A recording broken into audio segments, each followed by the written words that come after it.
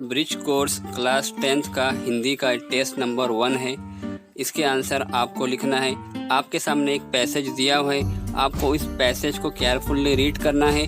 जैसे ही आप पैसेज को पढ़ेंगे आपको सारे के सारे आंसर समझ में आ जाएंगे। आंसर आपके सामने दिए हुए हैं, आप खुद से ढूंढिए, ट्राई कीजिए, उसके बाद इसको लिखिए।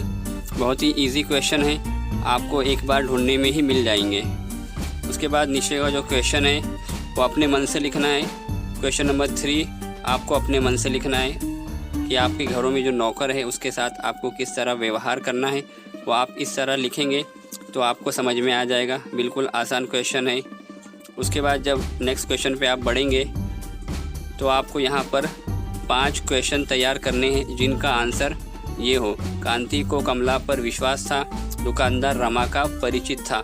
यानी आपको ऐसे क्वेश्चन तैयार करना है जिनका आंसर ये दोनों बनता है। उसके भी आंसर हमने नीचे लिख के रखे हैं, आप इसके अलावा भी क्वेश्चन बनाकर देख सकते हैं। उसके बाद दिया हुआ है ब के अंदर आपको एक क्वेश्चन टैग यानी क्या एक ऐसा वाक्य बनाना है जो सवालिया हो, जिससे हम सवाल पूछते हैं उस टाइप का आपको वाक्य बनाना है।